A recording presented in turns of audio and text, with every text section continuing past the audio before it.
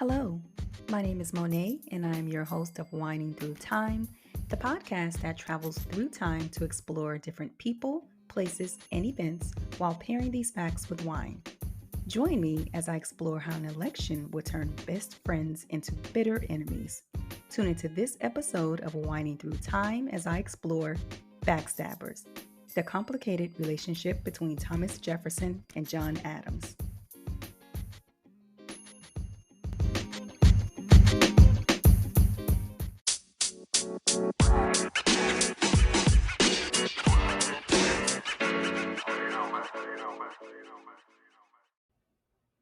Welcome back to Winding Through Time.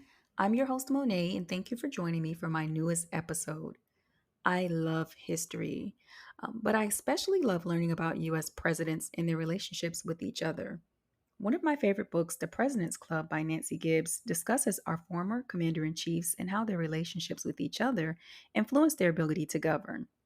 A lot of the relationships are a bit surprising, and some of the stories are very entertaining to say the least. But one of the most fascinating relationships, however, is not featured in this book. And that could very well be because it occurred over 200 years ago.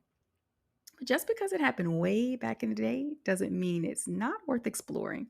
And with President's Day around the corner, I felt it was worthy of discussing tonight.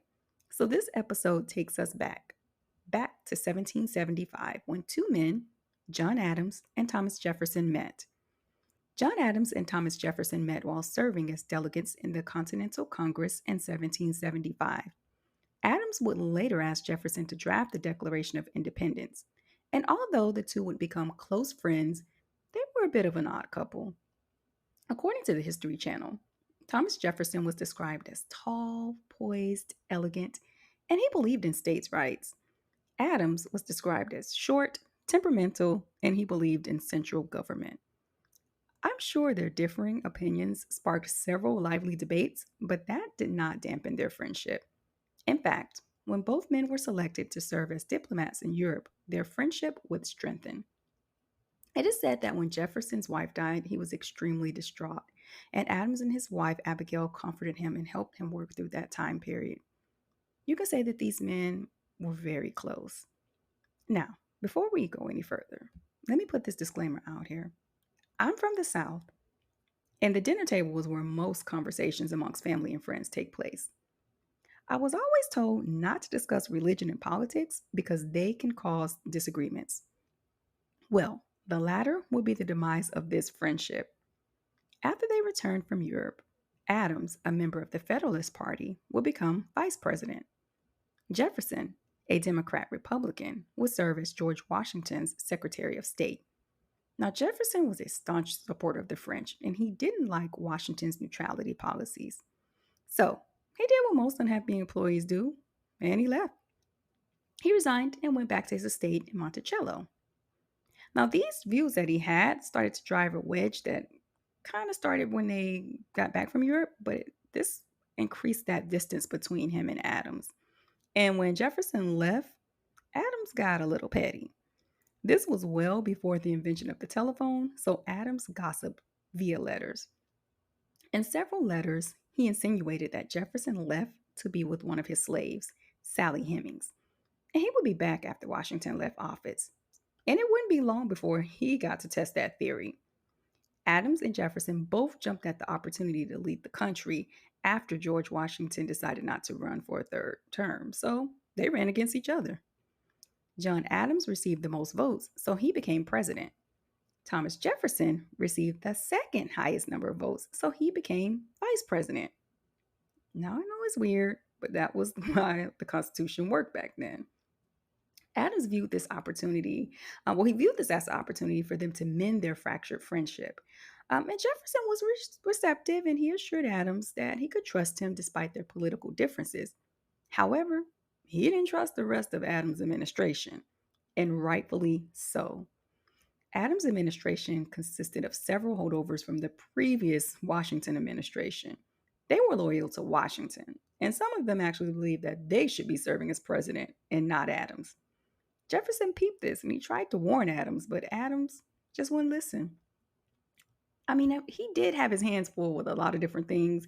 I mean, he had couple of international crises he was dealing with, and some untrustworthy administrators. Some people in his administration he just really couldn't trust. So he had his hands full.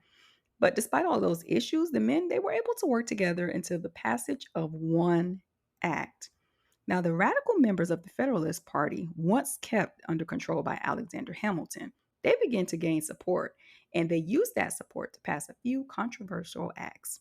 One of those was the Sedition Act. Now, under the Sedition Act, anyone who criticized the government, including the president, could be arrested. Now, remember, Jefferson believed in states' rights, and he was concerned about the government exerting too much control. So he considered this as an overreach by the government, and he was done. Jefferson understood the magnitude of his position, so he couldn't just walk around openly criticizing the president, especially with this new act making it illegal. So this time, he did what any great unhappy writer would do, and he let his pen do the talking. It is said that he suffered from stage fright, so this was probably a better option for him, anyways. He would write about it, but not under his name, as a ghostwriter.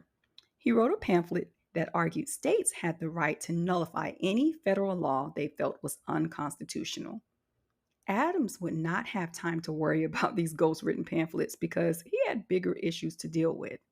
Issues with Alexander Hamilton and other cabinet secretaries would greatly diminish his ability to lead, and as a result, Adams would dismiss a great deal of them. Now, while Adams was dealing with infighting, Jefferson and the Republicans were quietly building support. The fighting amongst Adams' Federalist Party thwarted their ability to support candidates in the midterms. The Republicans seized the opportunity and made political gains. The Republicans would establish a platform that sought to expand voting rights to almost all white males, regardless of their status and property ownership, separate church from state, and support the freedom of the press. The Republicans had their platform, and they would choose Thomas Jefferson to lead them. Presidential elections are known to be contentious, but this election would get downright nasty, and the press was ready to report all of the tea. Jefferson would be called a radical, an atheist, a coward, and he would be mocked for living lavishly during the war while others suffered. Adams would be called senile, vain, jealous, and quick tempered.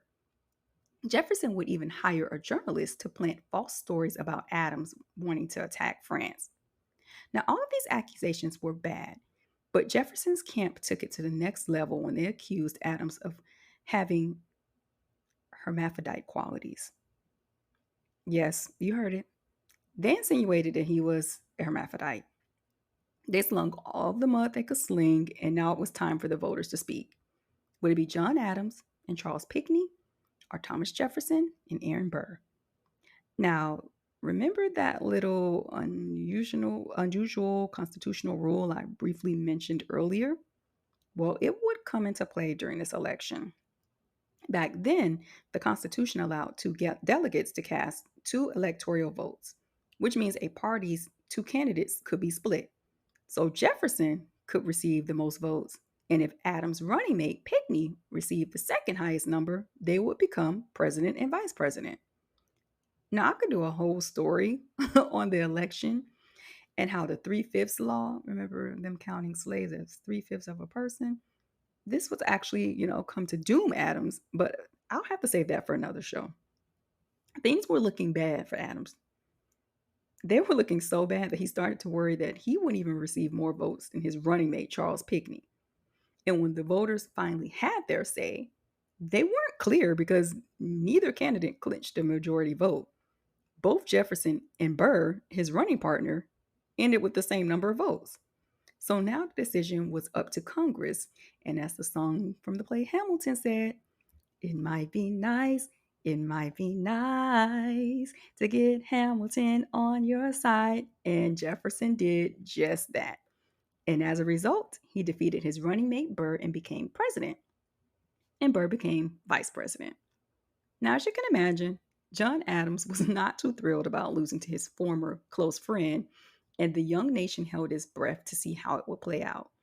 You see, this was the first time a real transfer of power would occur. And although no hostile exits occurred, Adams made sure he went out with a bang. An appointment bang, that is. Adams would make several judicial appointments, including the appointment of John Marshall, whom Jefferson despised. He appointed him to the Supreme Court.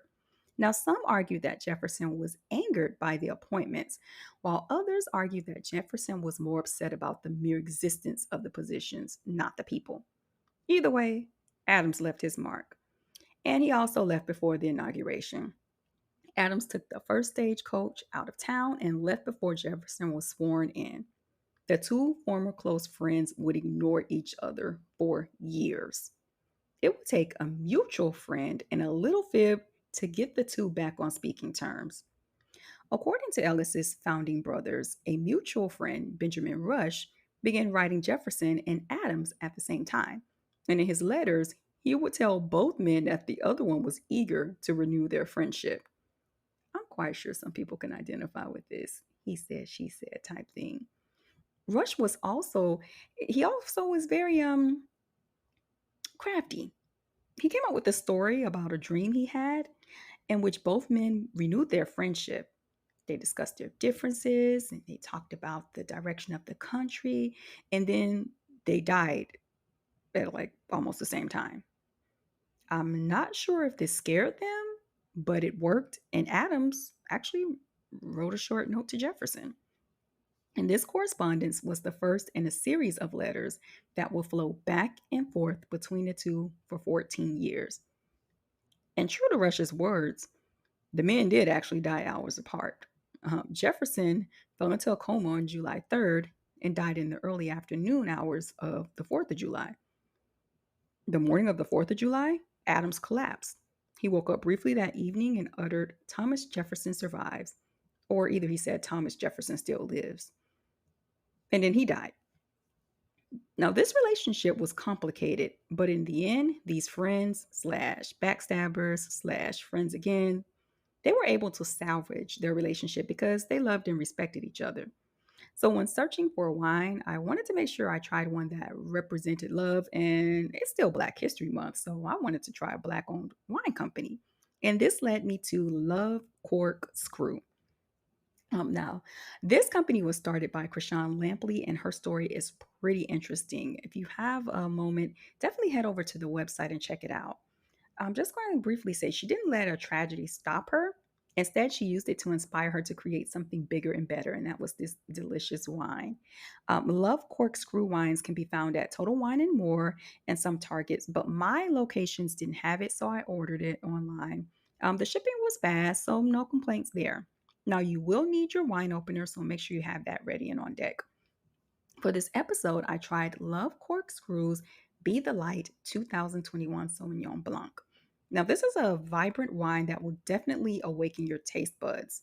It has a pale golden appearance and it's not as aromatic as the other wines I've discussed in my previous episodes, but you do get a nice, delicate scent of tropical fruits and I want to say grass, something earthy is there, definitely in the smell. It is an acidic wine, so you can really taste those lemons and passion fruit notes. And this wine would pair very well with scallops or a nice, light, creamy pasta.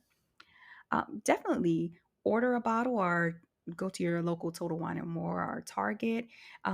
Get a bottle and let me know what you think about it.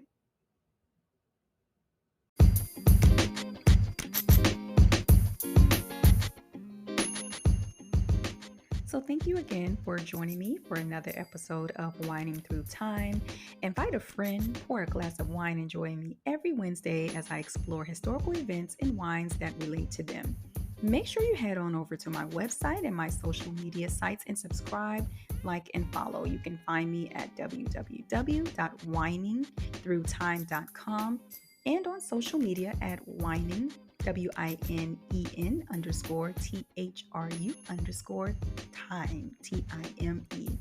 So drop me a message, let me know what you think, and thank you again. And I look forward to seeing you next Wednesday.